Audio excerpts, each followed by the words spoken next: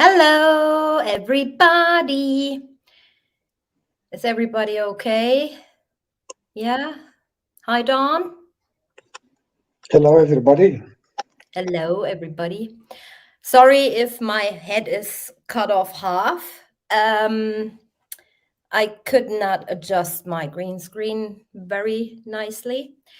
My husband thought he's doing a good deed to me by buying me this for Christmas. But yeah, I'm thankful. Thank you very much. So, long time no see. What's been going on? Nothing much. Anything new to you, Dawn? No, Hi. just regular stuff. Everything is normal. Everything is normal. Right. Thank you. So, what are we going to do today? I heard people are excited on what the bombshell information is. This is not what we're going to presenting today. I promised you guys that we're doing a live stream on my little video I made about who actually provided that bombshell information, right? According to the timeline. So, and I promised you guys that we are gonna have a live stream after that, but unfortunately, I lost my voice. Was very, very, very bad. Thank you, KH. Thank you so much. Very bad. I woke up and it was just gone, like really gone. I sounded like whatever. Yeah, it's all good again. Even though people thought, she doesn't want to go live. That's why she said she lost her voice. No, I have witnesses or like people say, I have receipts. Right, Dawn? I lost my voice. It was horrible. Dawn heard it on the phone. All right. Let's get right into this. I wanna show you something and then everybody can make up their own minds about the timeline. I'm gonna share my screen. Speaking of making up your own mind, I don't want in my chat other people being bullied or badly talked about, no matter who it is. It doesn't matter who it is. I don't want that in my chat. I want people to make up their own mind and their own opinion about somebody. And, she said a little bit, he said a little bit, together we have a story, is not going to happen on my channel. So just so you guys know, I don't want to have this happen here. Alrighty. I hope I can share my screen because StreamYard is useless at the moment. Oh, hold on. Gotta turn my camera off to do that. Just to save a little bit. Something's wrong with the Wi-Fi and all that. It's still weird.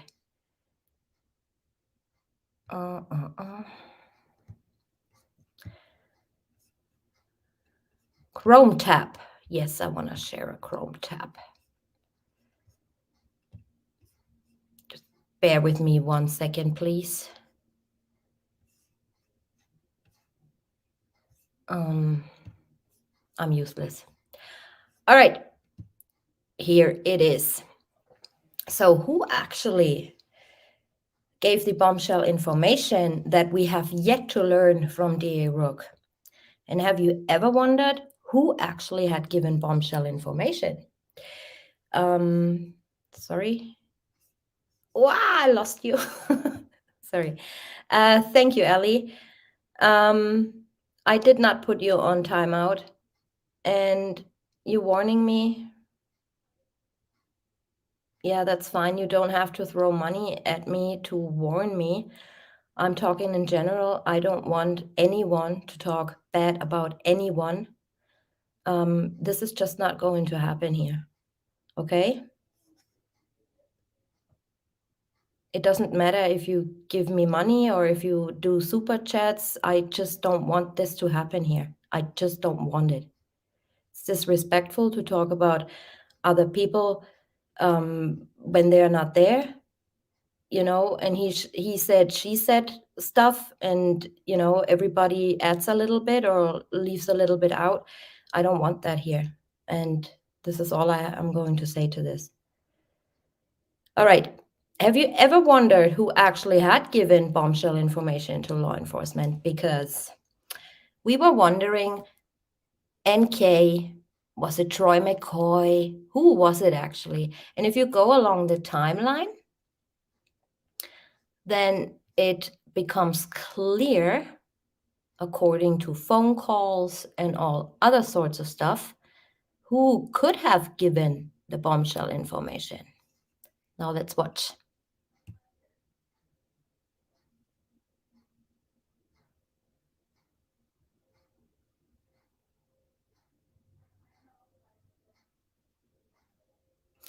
This goes a little bit fast, so I'm gonna pause it for you guys to read. I had many people saying this goes too fast, I can't read.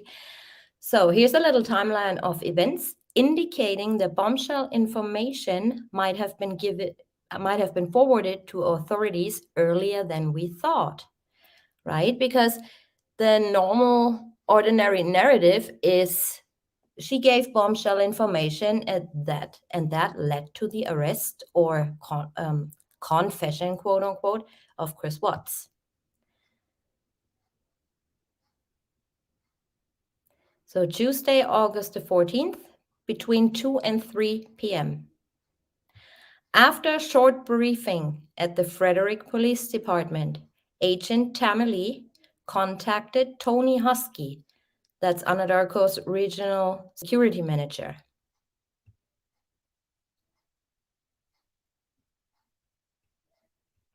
Lee asked Husky for Chris Watts' GPS coordinates. Husky advised he would speak to their legal department. So as you can see here, they're not just giving stuff out, right? They also have to consult with their legal department on what to give and not to give.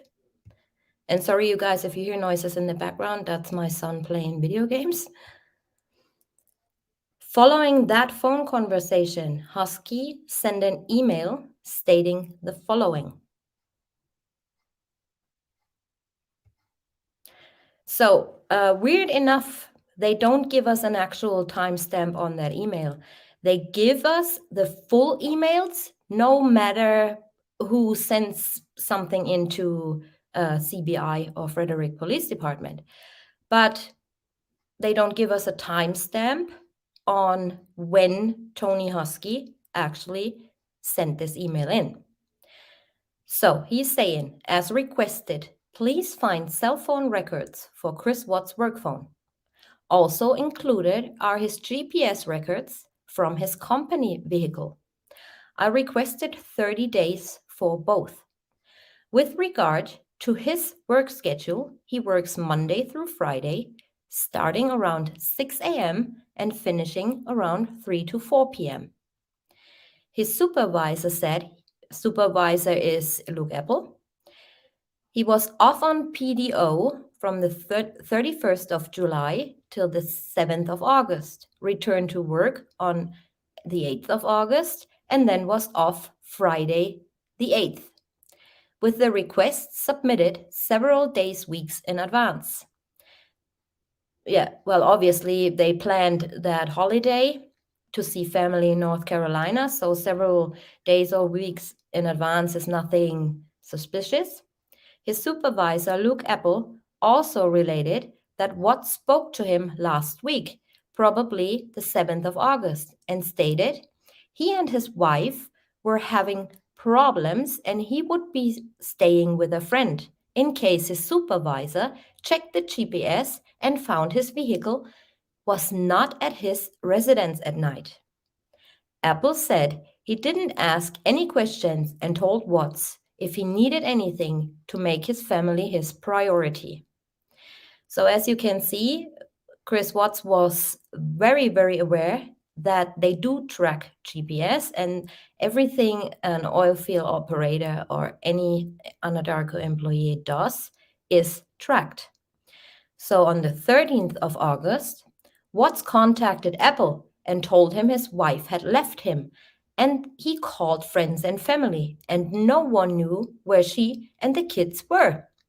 He said his head wasn't in the game and needed to take the 14th off. Watts further commented that police had been to his house and searched it, and his wife's keys, purse, and phone were in the house.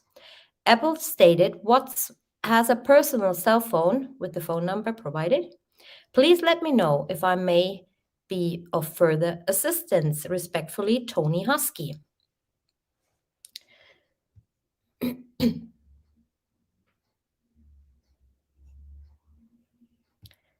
Same day, 7 p.m. to 7:15 p.m. That was after Tommy Lee received this email and received GPS locations. The question is, did they even ever check that fast?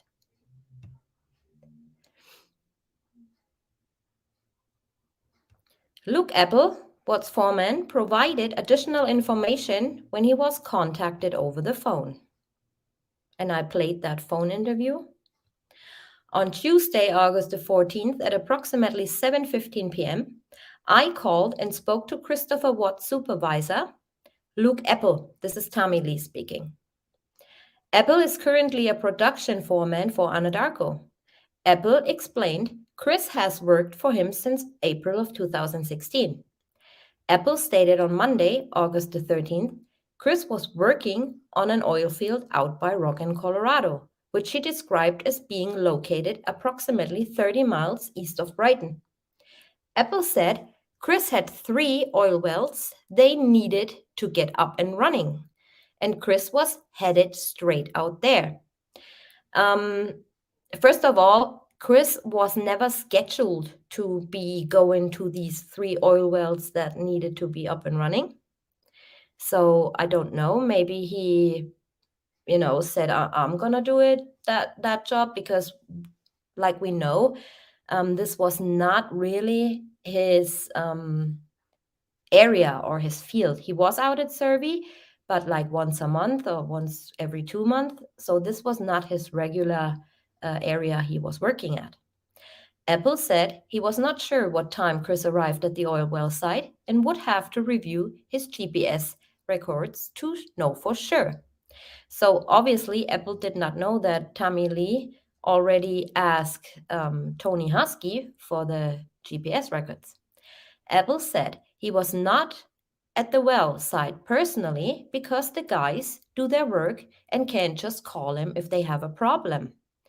So this is also not entirely true because we know that Apple showed up in the morning sometime. Apple said it was his understanding that Chris was at the oil field referred to as Survey Ranch almost the entire day on Monday, August the 13th. Apple said he received a phone call from Chris on Monday, August the 13th, stating he was leaving Survey Ranch to go home because he couldn't get a hold of his wife, Shanann. And yeah, that is true. So we know, according to the phone records provided by Anadarko, that he did call Luke Apple.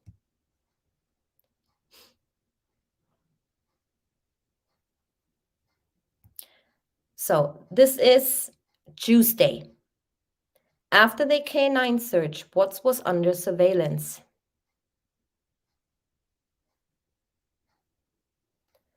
Officers carrying out the observation followed Watts to the Frederick Police Department, where he was interviewed by CBI.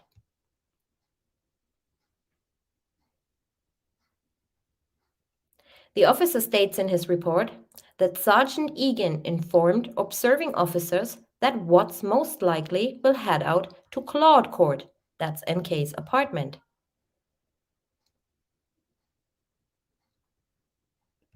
Watts was then followed to the Thayer's house after the interview, where he spent the night. Surveillance was called off, and an officer was placed in front of 2825 Saratoga Trail at around 11 p.m. to watch the house. And this officer, who was called back by Sergeant Egan to watch the house, states that he waited in front of the house, did not observe anything out of the ordinary, and was basically released from surveillance at 6 a.m. on Wednesday morning when Baumhofer and his crew arrived to search the house.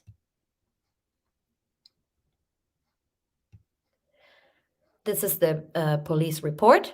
As I was attempting to catch up to the other surveillance units, we were informed Watts had agreed to come to the Frederick Police Department for an interview. I responded back towards the Frederick Police Department. As I arrived in the area, I observed the white Lexus SUV parked in front of the Frederick Police Department. A few moments later, I saw Watts exit out of the driver's door and walk into the police department. When the interview was completed, I saw Watts exit the police department and walk to a blue vehicle that was parked behind the white Lexus. The blue vehicle that he was going to and talking to those people, that was Nick and Amanda Thayer, because they are waiting in front of the police department to, basically wait for Chris, right, to come out. A few moments later, Watts walked back to his vehicle and drove away from the Frederick Police Department, headed west on 5th Street. Watts appeared to be following the blue vehicle that was parked behind his at the Frederick Police Department. Once Watts was out of my sight, he was immediately located by other surveillance units. So you see here, there's a gang thing going on, right? So when one officer is losing sight, the other one catches up immediately. So he was under constant surveillance. Commander Egan with the Frederick Police Department advised the surveillance units that Watts was likely headed to 12255 Claude Court in North Glen, Colorado. I don't have to redact that address. First of all, she is not living there anymore. And second of all, this is public information and you can still find that in the discovery.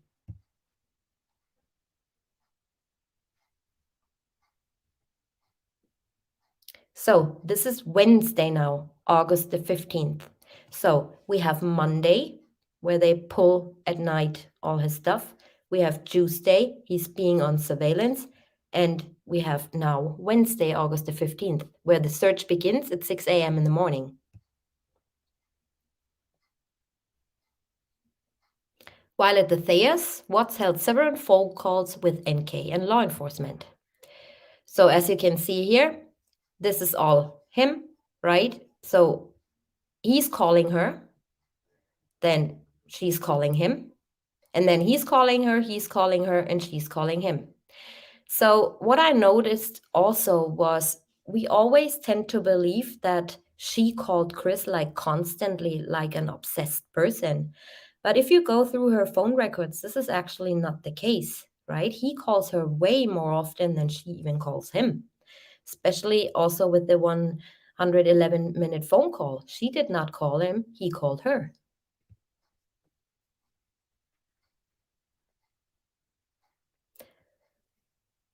So at 4:38, and this is Wednesday, a.m. in the morning, Officer Goodman was contacted by Sandra Rusek, and Sandra Rusek stating the following.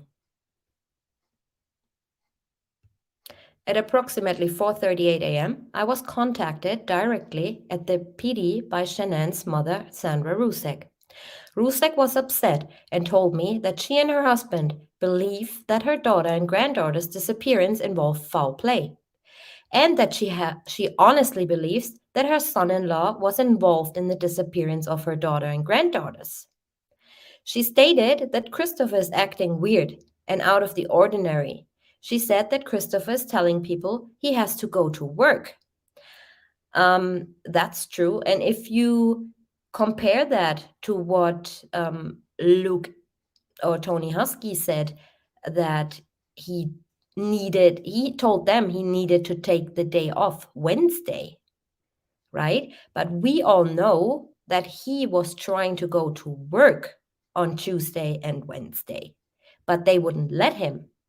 And Apple also states in another interview that he consulted with his management and that he told Chris, that's in the recorded interview, that they decided for him better not to go to work. So this is also a contradicting statement. She stated that Christopher is acting weird and out of the ordinary. She said that Christopher is telling people he has to go to work, and that just doesn't seem right. She felt that he's going out to pour oil on the bodies to dispose them somewhere. Rusek said that she felt when Shanann had come home late from her trip and had been exhausted, and that she and Christopher had argued. But due to Shannon's lupus, she would not have been able to put up a fight. Rusek also told me that she had bought Shanann an Apple iWatch, and the ID was her plan number. She said that she purchased it under her T-Mobile plan, but Shanann had transferred it to her own AT&T account. She identified the iWatch as being a 38mm silver iWatch, white in color. That's also not true. The iWatch was rose gold, and the white thingy around Shanann's iWatch was some sort of a protective case, as you can have with your phones as well. Yeah, that statement bothers me a lot too. But yeah, it's about the timeline, right?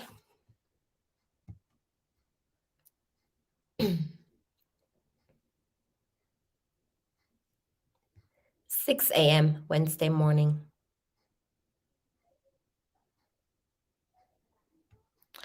So the crime scene analysts, as well as law enforcement, search the house. This is the time when the surveillance officer is relieved from surveillance.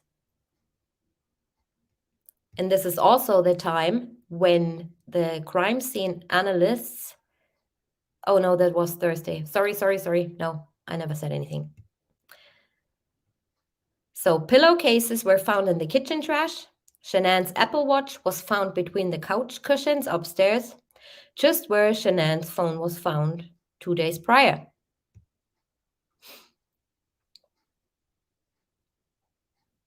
"8 a.m., 2 hours later.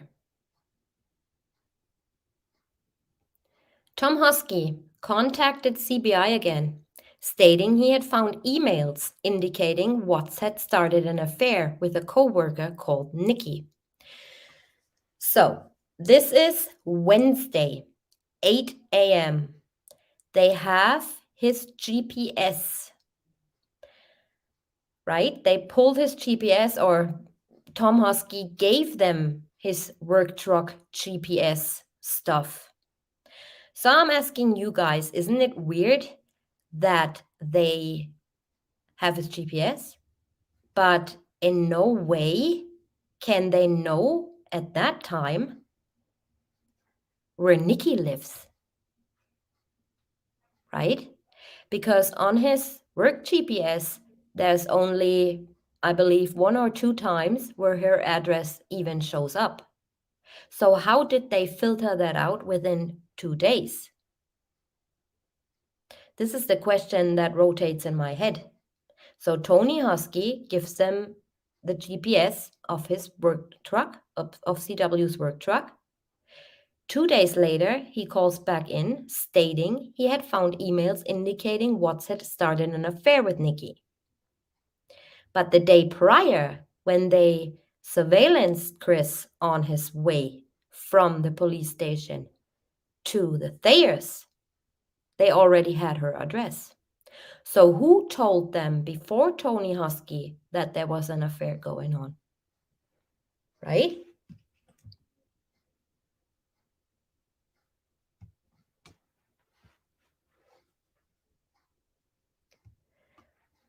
So that's that. It should be noted that approximately 3 hours before the polygraph was scheduled to begin at 8 a.m.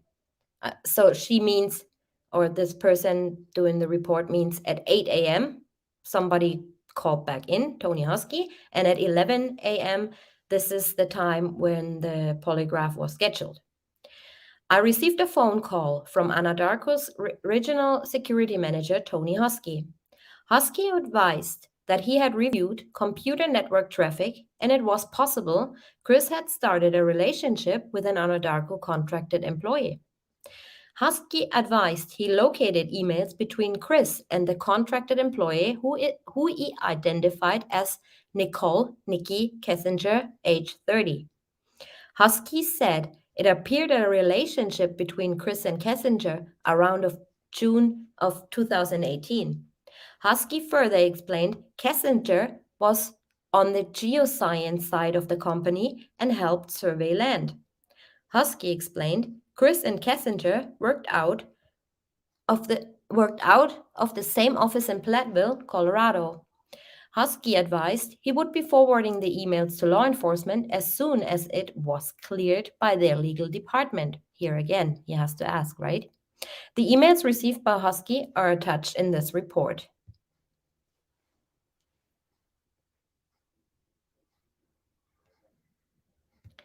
So an hour and 49 minutes later, Wednesday still,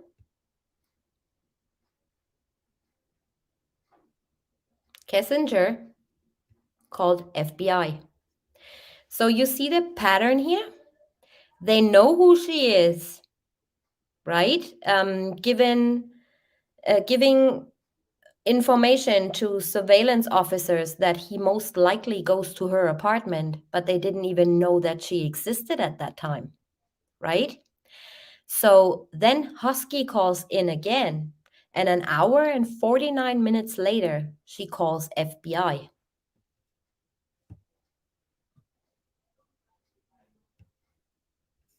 Here you can see, it's a little bit blurry because I did use a different program. So at 9:49 a.m., she calls in.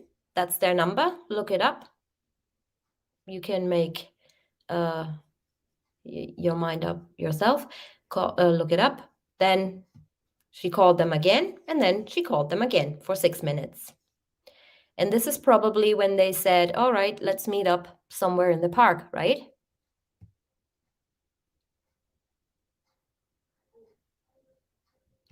2:12 p.m. This is when they meet up. Oh no, that's Chris Ostrander performing a JSA at the site.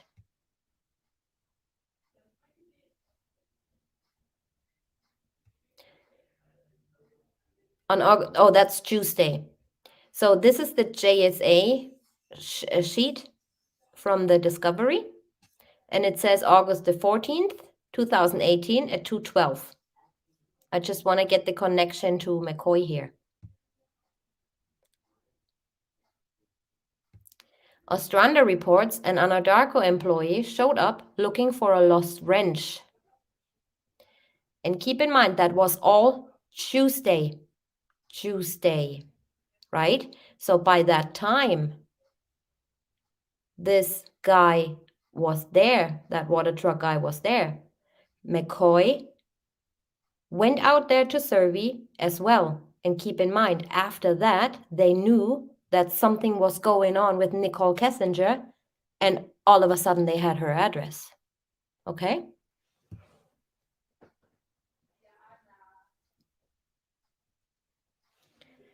That's Troy. Then on Friday, August the 17th, I re-interviewed an Anadarko employee, Troy McCoy, CBI supplemental report. During this interview, McCoy said he thought Chris Watts may have placed evidence related to the case on Survey Ranch oil well sites on Monday, August the 13th. And this is what he never mentioned in his first interview on the phone or in person or wherever they interviewed him.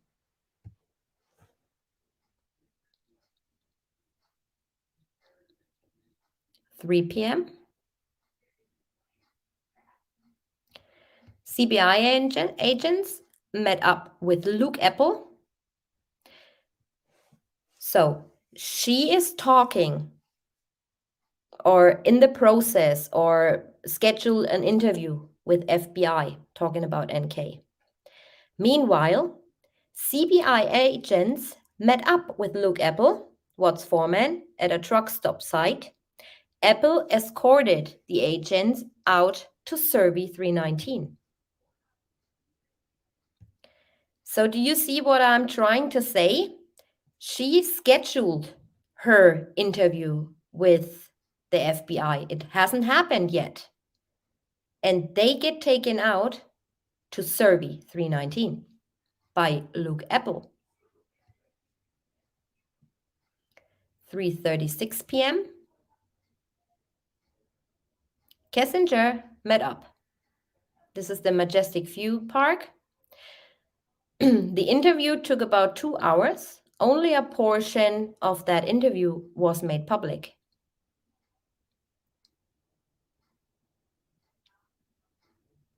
Helped investigators. So I gotta say something to this.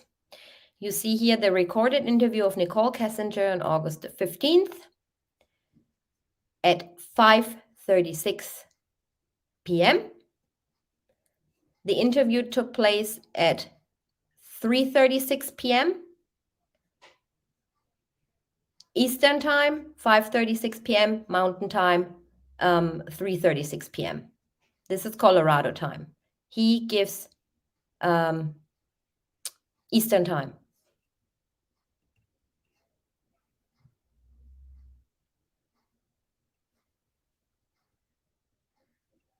That was a bit too quick. So the interview took about 2 hours. Before the owner of Survey Ranch had given consent to search his property, a drone was launched, as we see in the report. The sheet was located and detectives went out in the field to check if there was anything under the sheet. So this is also what doesn't get into my head. They were not waiting.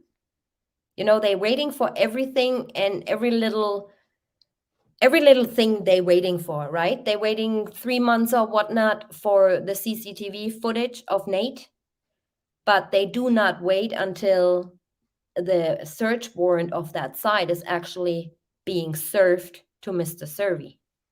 They launch a drone anyway. So, upon arrival at the well site, Commander Borders and Detective DeWitt deployed an unmanned aerial system drone to survey the well site at approximately 3:27. So, Kissinger, meanwhile, right at exact same time, gets interviewed by FBI, and they are already out at site. They're already looking into those tanks. They're already climbing up those stairs. They already launched the drone. See what I'm saying? The drone was equipped with a camera that provided a real-time video feed as well as the capability of taking digital video and still photographs. In the brush to the south of the pad, Detective DeWitt and Commander Borders located what appeared to be a sheet lying on the ground. They took a still photograph of the sheet, and upon inspection, it appeared that it was possible that there were unknown objects underneath the sheet. Detective DeWitt and I approached the sheet from the north, and just inside of the brush, just south of the edge of the gravel pit, we encountered an area of bare dirt that appeared to have been recently disturbed. Detective DeWitt and I then backed out of the brush and returned back to the pad. So all that without any permission from anyone. Just aside. So this is the sheet they found. They stating in their report they did not touch the sheet at this point in time. But given the, that many things don't add up in that reports, I doubt it. So I think they went out there, they saw the sheet, they lifted it up. I don't think that they launched the drone a second time and then went out there and then lifted that sheet up. I don't believe it. But that's just my opinion. 4:17 p.m. So half an hour later, 45 minutes later, Mr. Survey then gave consent for his property to be searched. When all this already happened, NK is in the process of being interviewed and they are already out there.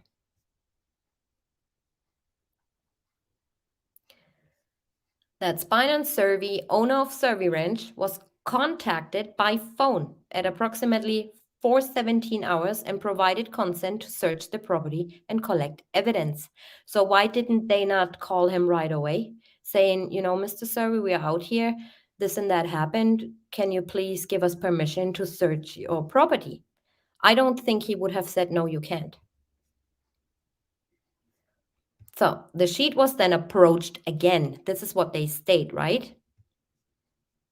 And also keep in mind, we don't have drone footage of the drone when it was first launched. I actually did a video about this. I was thinking, oh my God, somebody moved the sheet, right? It wasn't in the right position. The position of the sheet you see in that picture is not the position you see the sheet on that drone footage in. So this is why I believe, and I didn't even think, did they launch the drone twice until I read up on it. I did not notice that.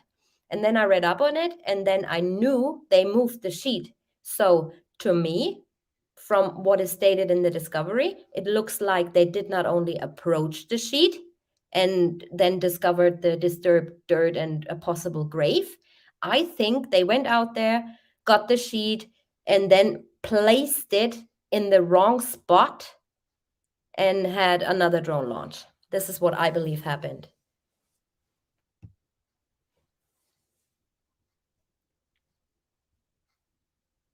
See, that's the drone launch, the second one, obviously, and they're already up here. Without masks, by the way. So, what was the reason to climb those tanks? Did they know the girls were in the tanks before CW even confessed, quote unquote? And if so, who told them?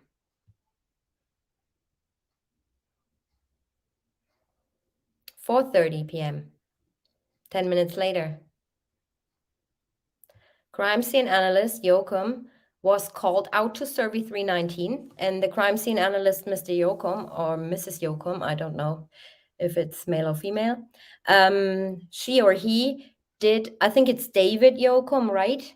I can't remember, Dave or David or Daniel, something with D.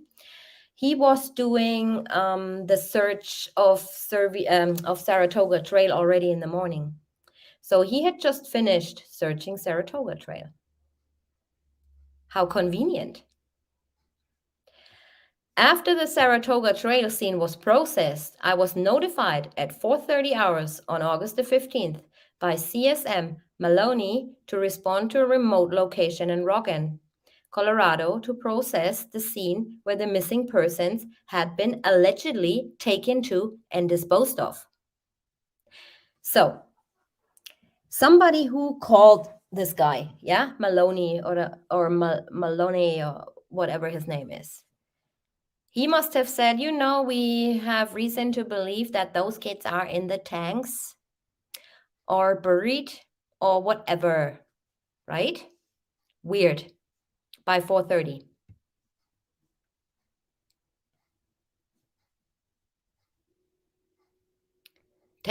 7 minutes later, Watts asked to speak with his father. So you can see here, 4:37. So nobody, he did not confess yet. Well, he did not confess anyway until February or whatever. So he did not confess to anything yet at 4:37, and they already know the kids might be in those tanks. Shanann is possibly buried where the ground was disturbed.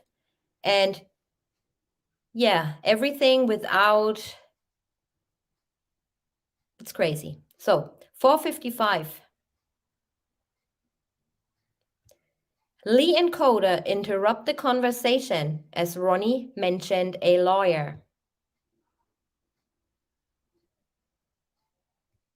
See, this is when she comes in all nice, all sorry, Chris, that happened to you, and rub your back and back rub for an hour. This was at exactly 4:55.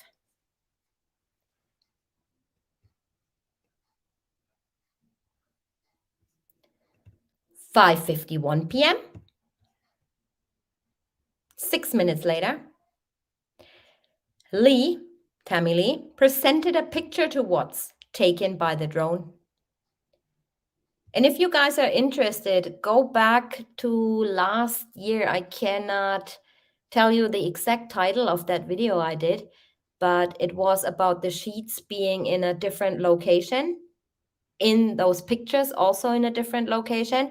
And I always thought, oh, somebody fiddled around with that sheet and that was set up. And until I realized they launched the drone twice, and the officer going out there the first time must have moved that sheet. It must have. It doesn't add up.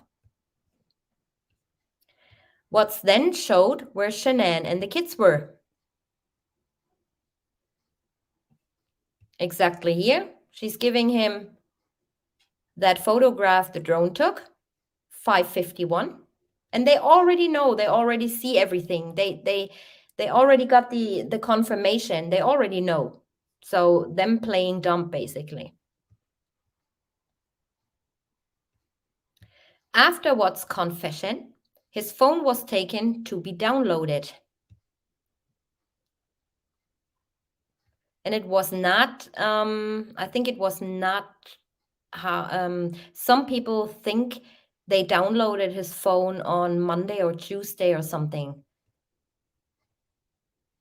So here, on the 15th, 2018, on August the 14th, I assisted Frederick Police Department by downloading that was Wednesday. No, that was Tuesday, Wednesday, Tuesday. I assisted Frederick Police Department by downloading the phone of Christopher Watts. Frederick Sergeant Albert brought the phone over. Sergeant Albert stated they had permission to search the phone and that he would send a copy over at a later date. I used the Sustain equipment provided by Tokono Police Department. The download began at 21:17 hours and was completed 21:33 hours. I saved the report onto a thumb drive that was given to Sergeant Albert. So ask yourself, why does it only take like 10, 12 minutes to download that whole phone? Right? It's pretty, yeah, it could be, but to me, it doesn't seem like a time frame that's doable. So also the Dacono police station later stated that they don't have the equipment to download Apple devices in general, right? So everything she downloaded was probably not the data they needed at that time. And she downloaded to a zip as well. Then look at the date on the 23rd, right? At about 7 in the morning, I compressed the secure view phone download of Christopher Watts. So they did not have, if they even had it before, they did not have any data of his phone up until the 23rd of August because they weren't able to download Apple devices at that time in that Dacono police department. So what did NK tell FBI? Why was McCoy back on site an hour before NK met with the FBI?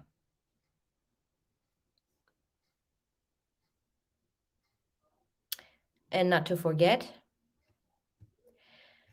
she stated that Christopher is acting weird and out of the ordinary. She said that Christopher is telling people he has to go to work, and that just doesn't seem right. She felt that he's going out to pour oil on the bodies and dispose of them somewhere. That was in the morning, after Chris played phone tag with the police station.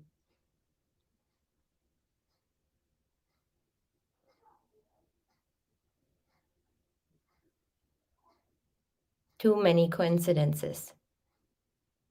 Way too many.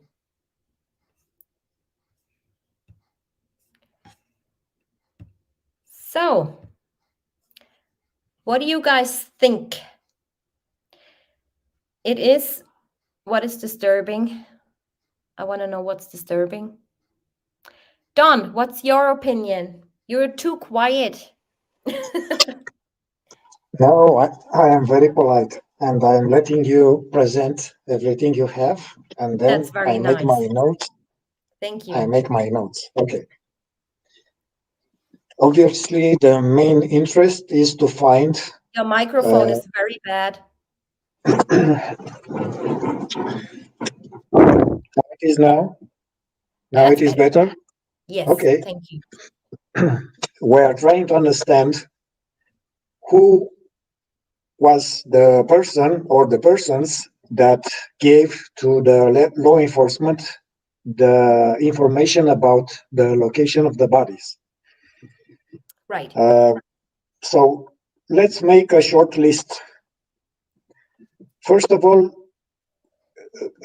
we can put on the list Sandy Rucek because he had a vision and she is a very good psychic. Mm-hmm. And okay, then we need to put on the list Nicole Kessinger. And there is also the last possibility that the law enforcement decided that I think you said from Tuesday that Chris Watts was a suspect, and they Absolutely. Yeah. yes, and they suspected him of foul play, and followed him to the last place where he was on Monday. Mm-hmm. So let's take into consideration the possibility that the law enforcement was, at least for once, very smart and decided to follow him up to Serie 319. Right. Sadly, we can't say for certain which one is true, but we can eliminate the persons that didn't speak with the police up to 8 p.m. on Wednesday when he admitted his murders. Right. Let's not forget also that there is information that we're missing. The length of the conversation with the FBI that NK had in the Memorial Park is about 2 hours or something like this, way more than we have. As what the FBI gave us. So, was there any possibility that she made a deal right there in that park? Yes, it is possible. It is absolutely possible. But what I'm asking myself is how did they know on Tuesday? How did they know her address when Husky only, brought that forward on Wednesday morning? So I believe somebody tipped her off, definitely, that something was found or forwarded by Husky, because 1 hour and 49 minutes followed a lengthy phone call. I believe it was her father or stepfather. She calls in. I think somebody called her saying, you know what, they're onto your case or something. But that's all possible.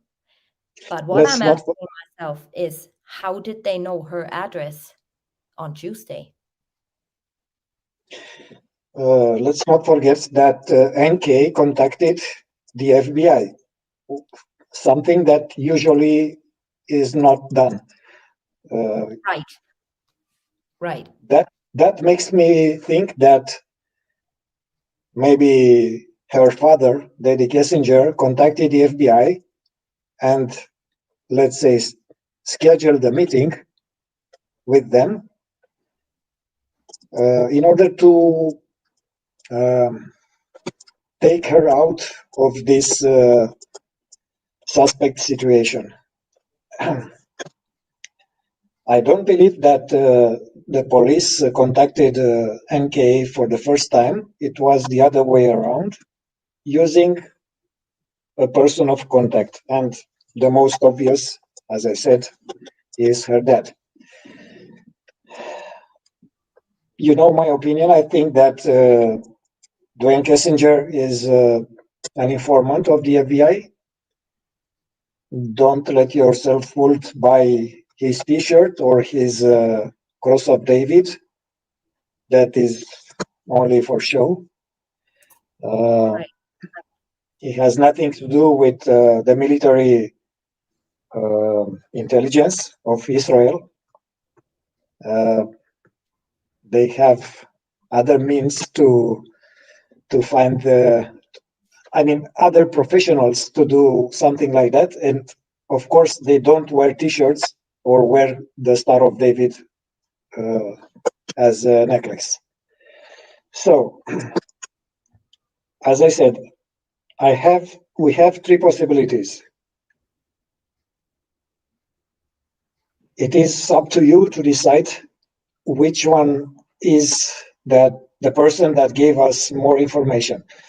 We don't know, of course, if Sandy Ruchek didn't tell more than then it was written in the discovery. Probably at one time she said that it was not only a dream, but he had some information.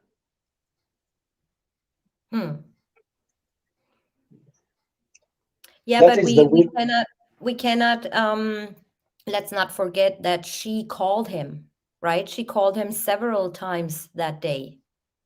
I believe she called him twice.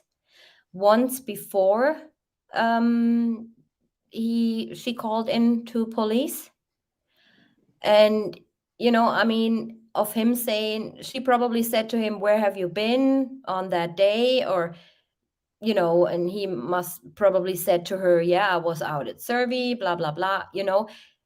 This is stuff we don't know, right? So what made her say, I think he put oil on the kids? I don't know. Maybe it was a previous phone call with them too that occurred, and they were talking about where he was on that day. what makes And me very the watch, what the watch I think with the oil, okay, that can happen. That can be just an intuition or something. But the watch, that's creepy to me. maybe she was very worried about her daughter, which she loved very much, and she was in very good relations with her. And this is me being sarcastic. Yeah. And uh, other than that, let's not forget that she was very concerned about the the um, welfare of the children at school. So Oh yeah. all of a sudden, in that morning, she went berserk. Hmm. What could have triggered that? Your answer is as good as mine. I mean, with the information we have so far, it is quite hard to pinpoint uh, an exact answer. And Right. we can only speculate, but that doesn't help too much. I mean, a subscriber of mine, I did a premiere today, don't you know that, with some interviews of friends. And Private Eye, a sub of mine, she brought something very good up. She said, how do we know that Chris was even calling the school at 8:30. It could have been anyone. And then I thought about what I told you guys about the different the connection to the significant locations on his work phone and on his uh, private personal phone, right? So it could have very well been, and I'm just theorizing here, yeah, it's not a fact, but it could have very well been a different person, because you should think that a father has saved the phone number of the school where his children go into, right? Yes. And this person, or let's just say that person, the person that called school at 8:30 had to Google for that school. As you can So see, everything is revolving around his personal phone. right. Yeah, Anita, that's true. The school does not know his voice, because when they interviewed the school teacher who took in all the phone calls, I think that was who was that, Galbraith, or what's her name? That lady from CBI or FBI. She was asking, is Shanann or Chris usually, taking the kids in or picking them up? And she said, Shanann and Chris, like Shanann would always bring them in. Sometimes Chris would pick them up, but it's rarely that he's picking them up, right? I don't know. Pretty smart. Galbraith. I don't know. Yeah. So for them, yeah, possibly, because the woman in the office who is taking the phone call is not necessarily a teacher in that school. She might be just an office person. So yes, she does not know Chris's voice if she is only a office lady doing all the paperwork and stuff and taking phone calls. Very much possible. But I'm going to get into this because I find that very interesting, and I'm going to get into this on Sunday when I do the new geotap information I found. Janice, I don't know. The discovery states, hold on, I highlight the discovery states, and we know that discovery is mixed up a little bit regarding the timeline numbers and timeline entries. The discovery states that he called the school from his work phone. Well, we do have his work phone logs, and he did not call the school from his work phone. He called the school from his personal phone, according to the timeline entry. So, and that's really weird because his work phone only logged in and out of the router in the morning. And the last time his personal phone logged into his home router was at 9 p.m. the day prior. And we don't see his personal phone showing up anywhere until he gets home that day. So he definitely had his work phone, but we don't know where his personal phone was at that time. Yeah, I found that very, very, very, very weird, really. And I do sometimes, with that case, I just want to say, even though sometimes things get uncovered again, I don't believe that we ever, no matter what happens in this case, right? If there's an investigation going in the future, or if new evidence comes up, or if Chris changes his mind or, recollects his memory or whatever, I don't believe that we will ever know the full truth. There will always be some things that we cannot explain.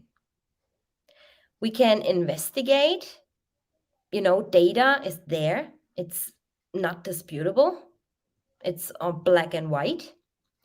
But the whole story, no, I don't think that we will ever find out what really went on.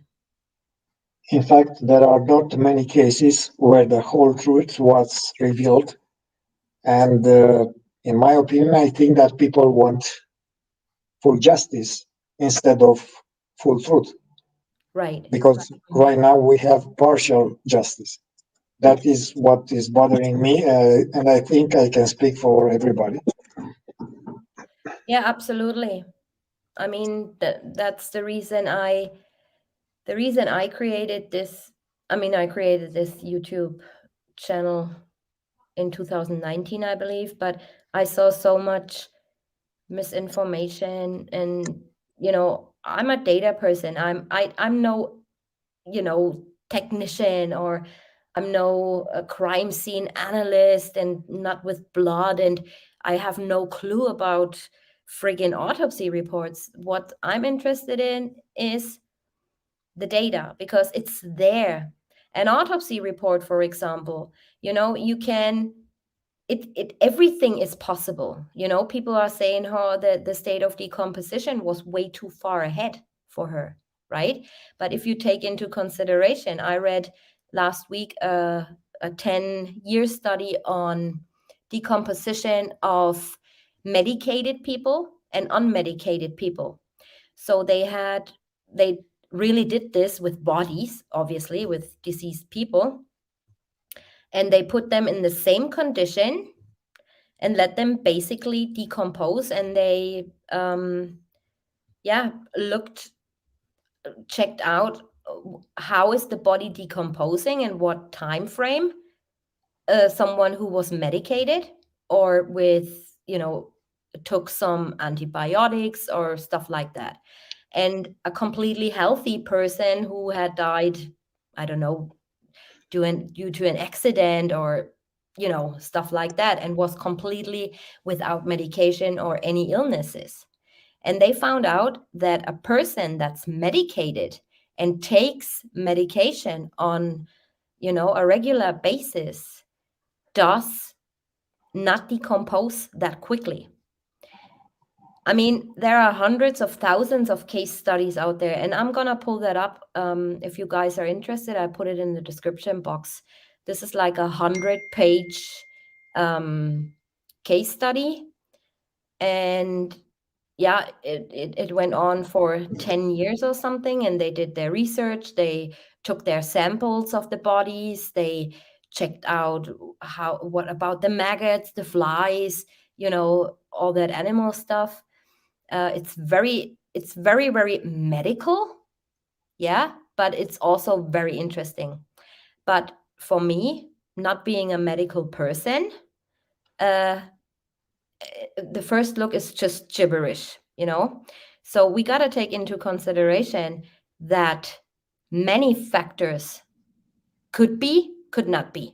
And this is, for example, an autopsy. The body could have been decomposed that quick. It couldn't have been decomposed that quick. It's always a maybe. It's always a possibility, right? Same with DNA and stuff like that, or genetic testings, or things going wrong in laboratories all the time, right? This is things you cannot, for even though if you do DNA testing, for example, you never ever get 100% result. The best result you can get is 99.999999.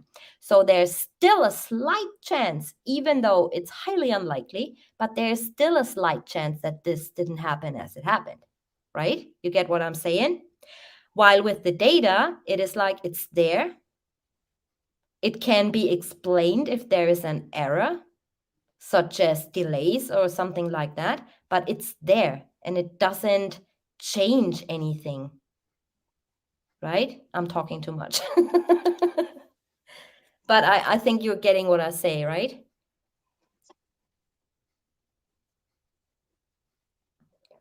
Don, are you still there? Yes, I am, and You're processing my words.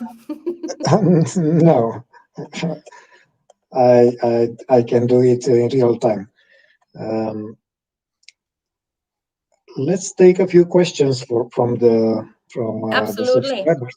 Yeah, and then I gotta close this up anyway because I'm gonna have a bite to eat before we have our special guest on.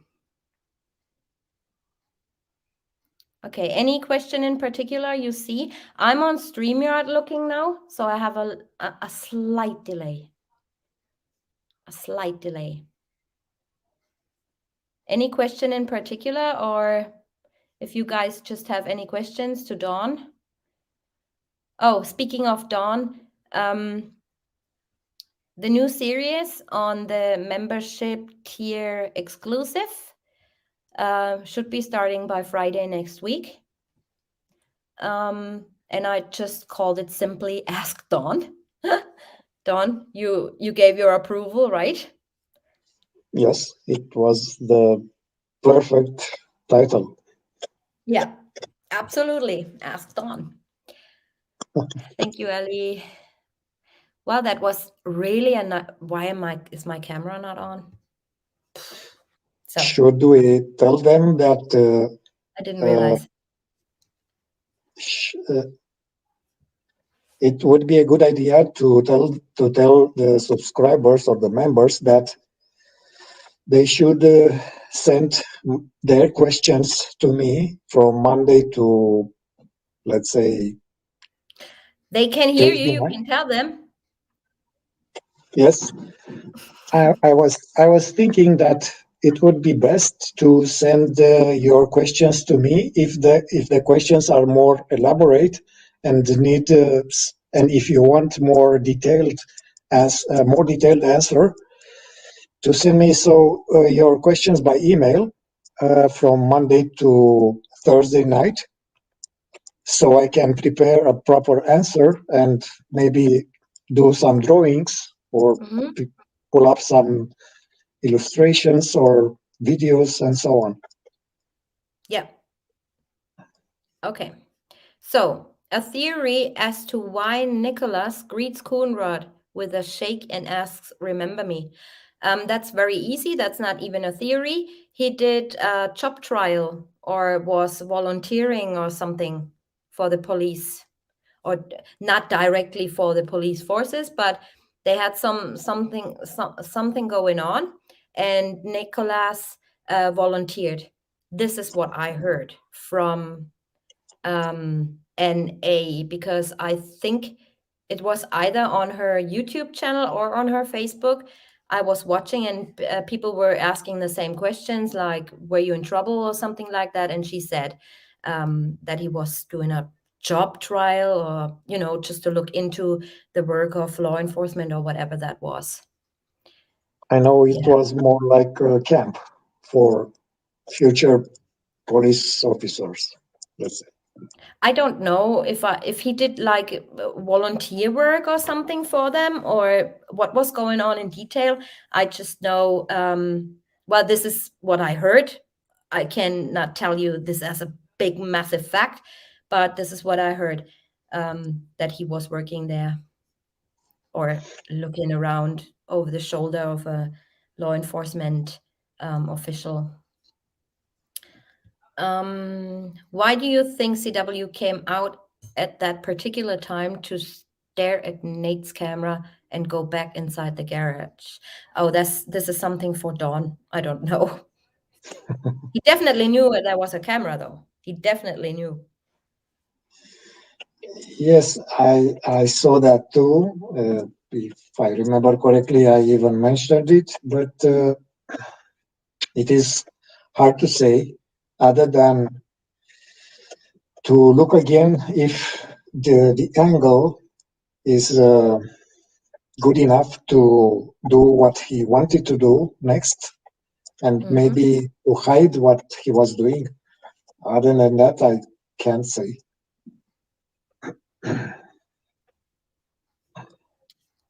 Okay. Pildora, you don't need to be worried. Everything is going to be fine. Next question. Pretty smart. Do you think it was done on purpose, not showing CCTV footage of NA going to Shenan's that day? What exactly do you mean?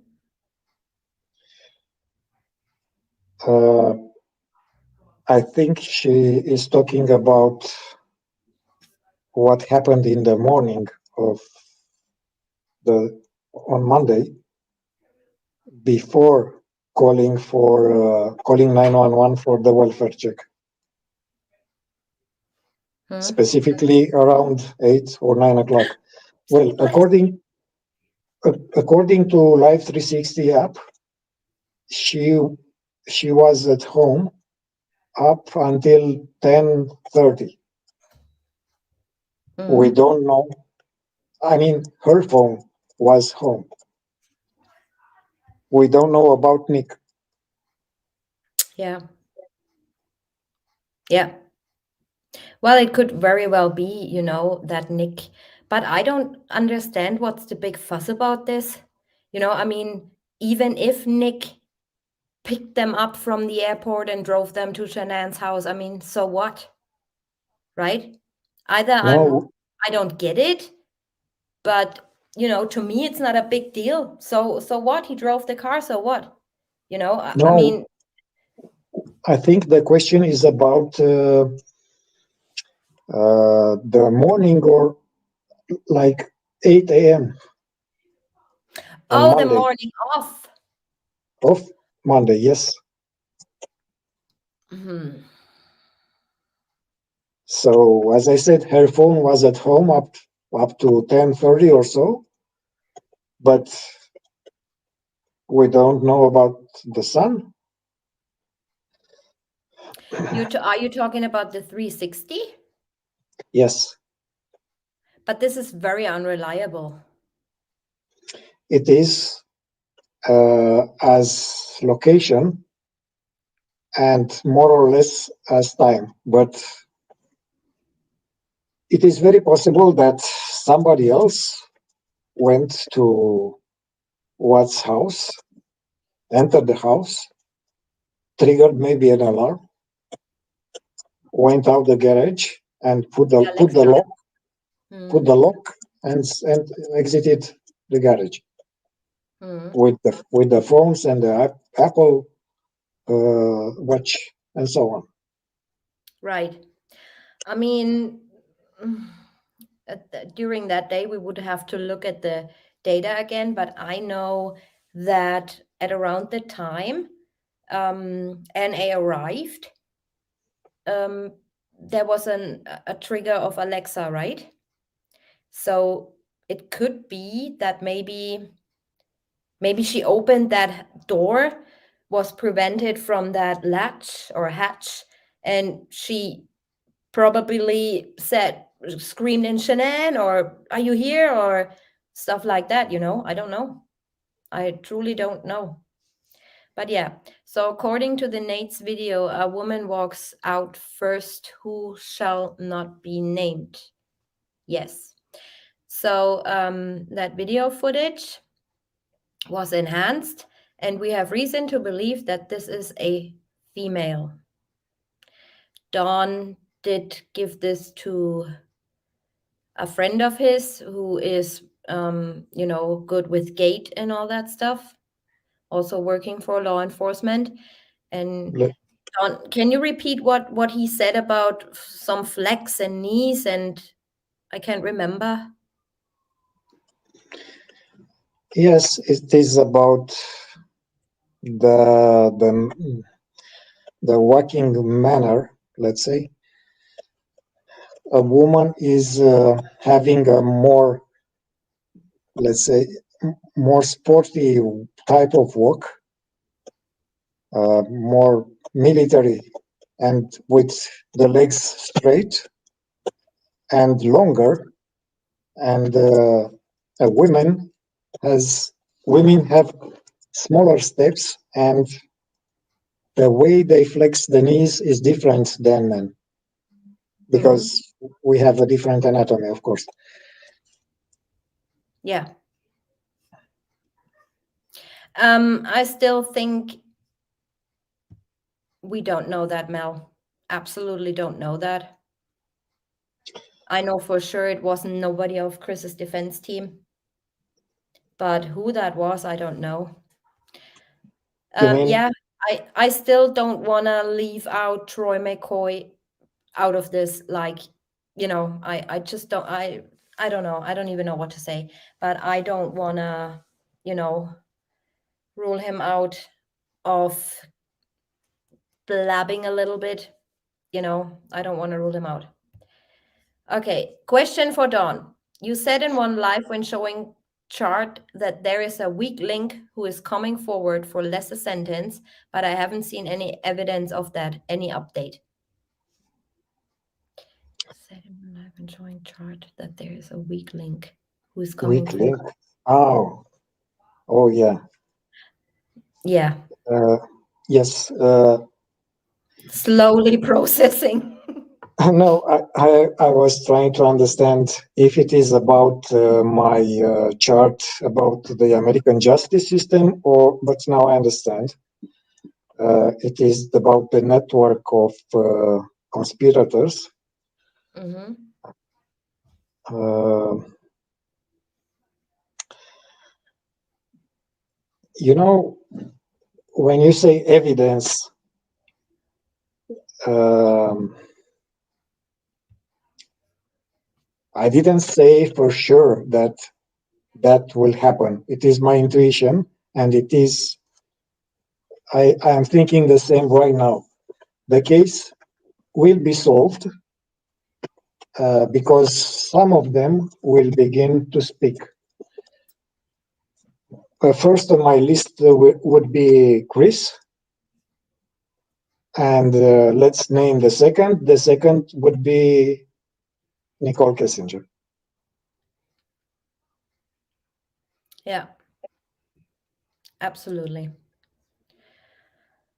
Well, I gotta say to this also a little bit. This is not like it's a movie, right? And when in real true crime cases, a real true crime case is usually not solved within 1.5 or 2 hours. And you gotta think about, there are hundreds of thousands probably in the beginning, and now probably 100 people a week who are putting in to the police, look at this shadow, look at this piece, look at that, I saw something here, I saw something there, and that pool of information needs to be sorted through. This is the first thing they are going through. Is there reliable, or is there information we can use, or is that information that's absolute crap and has nothing to do with anything, right?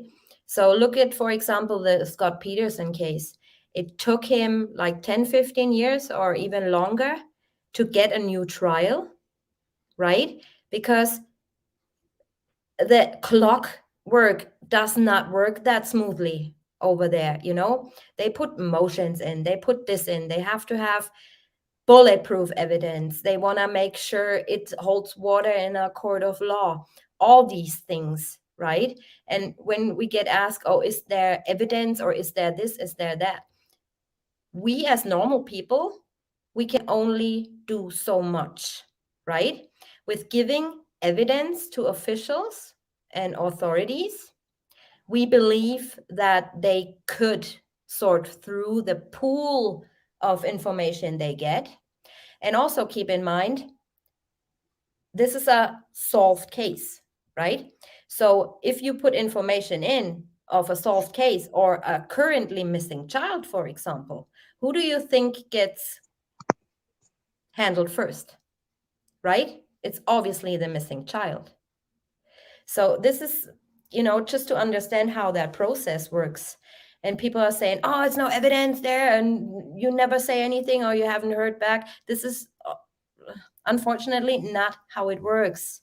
Of course, I would want to want them to get back and say, oh, we're doing this, we're doing that. We don't even know if there's ever anything coming out of this. It takes maybe a year, it takes 6 months, it takes only one person there to say, nah, they put in bull crap, nah. And you know how that Colorado stuff works, right?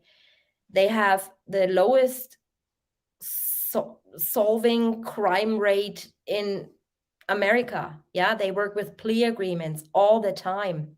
They're not looking into these things. And also what I always say regarding those shadows, yeah, if they're, I mean, I don't see it, but that's me, right? I don't see that shadow to be a child, right? But that's me. Somebody else sees it. That's fine, you know? But regarding those shadows, if they had looked into this, like right when they received all that stuff, they should have seen these things. Their technicians should have seen these things, right? There's a shadow, or it could be this or that. But that indicates to me nobody even cared. From August 26th, when Chris's defense attorney put in a plea agreement draft, that sealed it. Like nobody. Look, on the 23rd, they only received all his phone information that was downloaded, right? So it's not working that fast. And by that time, he already took the plea. So who gives a flying rat's ass, to be honest? Nobody looked into these things because he confessed in their eyes. Done, solved. No more money to be spent, right? It is how it is. Let's not forget something else. I have to remind you that usually a police investigation is not public. It's not like my digital forensic reports. I send them to YouTube. Right. There are certain rules that I have to follow, and you know, even the law enforcement police officers, when they are asked about details about the case, they say it is an ongoing investigation. We can tell you that much.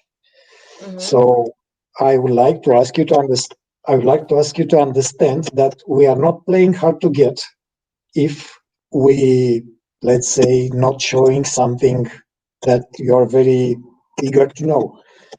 We are Right. protecting ourselves first of all, and we are trying to have some efficiency in terms of our investigation. Right. And you're gonna hear in an hour time or 1.5 hours time, when I have my guest on, she will explain to you that sometimes it doesn't work that quick, right? From her own experience with the FBI. So yeah, there's that. I don't know if the airport footage can still be retrieved. I don't think so. It's so long ago. Maybe they already pulled it. I don't know. They have to prove the guilt, but he confessed, so it's on him now to prove that he did not, like he said, kill his children. This is the so-called advantage of the plea deals. The prosecution has not to do a very difficult job to prove the guilt, and to Exactly, them Monica. it's quite advantageous. Right. They have to prove him guilty, in court, or, if if someone doesn't confess, or doesn't plead guilty, then they have to prove it's the state's ball to prove them guilt without a reasonable doubt, right? But if once they took a plea, then just pray that some judge will hear your case. That's all you can do. Yes, a plea deal is something is better than nothing. and that let us that gives us a bitter taste in this case. Yeah. I have back then when I was handling, I was working, I'm still in contact, but I was working a lot for death row inmates, right? So, and sometimes we had cases where the lawyer said, "Oh my God, this is something 100%, if we go to the Supreme Court and put this in, the judge has to hear this, right? He has to agree to a hearing and he has to get his time and whatever." And then it went to the Supreme Court, and the court said, "Nah." And I'm like, "What?" It's like evidence, like DNA evidence. And that inmate said, "Well, I want to prove this and that, and I can prove it if you send that in to be tested for me, because this piece of fingernail or whatever proves that it wasn't me," right? And the judge just goes, "Nah." And this is stuff that really, truly freaks me out, because every one of us can be in that situation, at the wrong time, at the wrong place. And many, many states have law of parties as well. This is first and foremost Texas. This is when let's say there's a robbery going on, and you go out with a friend to the gas station or whatever, and your friend pulls a gun and shoots the guy working in the gas station. You will be put in prison or probably get the death penalty as well, right? Because you was with him. And this just doesn't it doesn't go in my head. It doesn't go in my head. It's so unfair. I mean, there are people, in prison and death row, and I would just cut the line to the governor and just get over with, right? But there are also many, many cases, if you look into it in depth, that you would say, "Oh my God, I can't believe this. I can't believe this is happening," right? And this is very, very sad. Very sad. Yeah, like I did put up that little video with last words of death row inmates.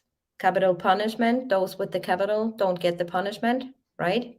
And I came across so many cases of a lack of money. You're dead. You don't have the money, you're dead.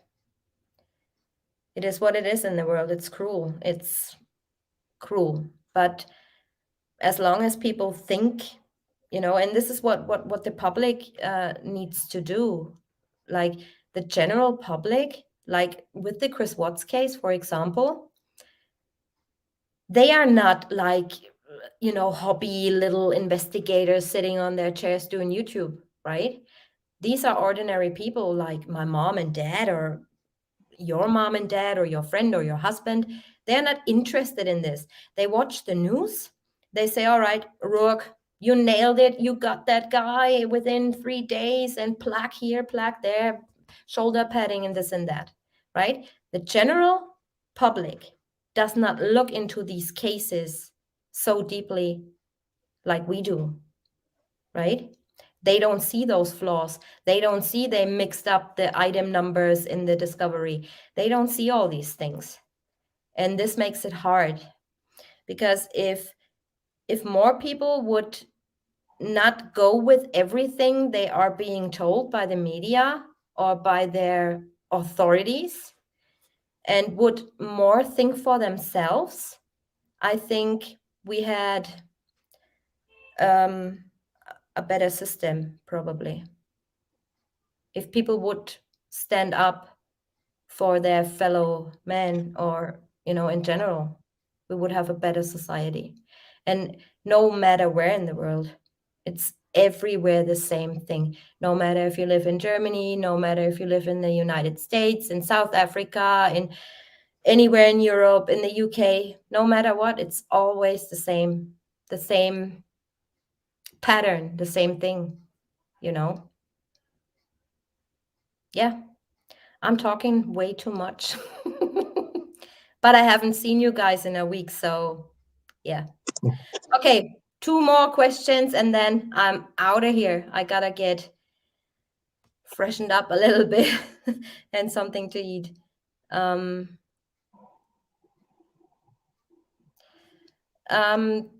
yeah, not just my opinion. I don't believe that anyone has the right to take anyone's life. Well, I'm a Bible person. I believe in God. I'm a Christian. The Bible states you have to abide the law. Okay. And if you don't abide the law, you can be punished according to their law. So death penalty is on the table, life without parole is on the table, anything is on the table. What I don't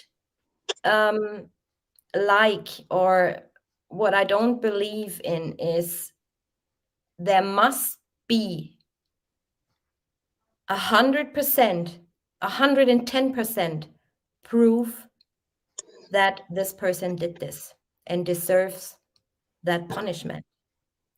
But for a judge to say, when an inmate or the lawyer or the defense team comes to a judge of the Supreme Court and they just out of the mood say, nah, we don't hear your case. We have 200 other cases, 5 minutes, we don't have time for your case. We're not hearing it.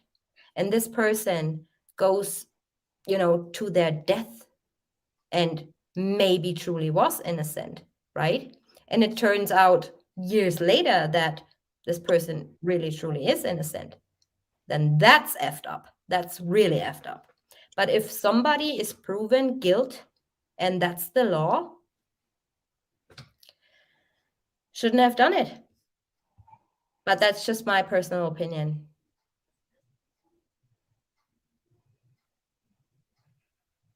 Yeah, High Court. Are you from England, Debs? Debs, are you from England? I always watch the High Court officers, those guys who take your stuff away if you don't pay. Can't pay, take it away. That's what it's called, the series. I missed you too, Annie. All right. Gonna wrap this up. An hour, 20 minutes, and we'll be live again with Bam. And we're talking a little bit about her experience, what she went through with the FBI. And yeah, just overall have a nice little talk. And I hope to see you guys there. And I hope I maybe not. Don did something for me. I want to show you guys, but it's not finished yet. Don? Yes, I did. So I'm excited to show you guys. All right. I'm not saying goodbye, see you next week. I'm going to say goodbye, see you in an hour and 20 minutes-ish. All right. Until then, stay healthy and come over there to my next live stream. See you then. Bye-bye.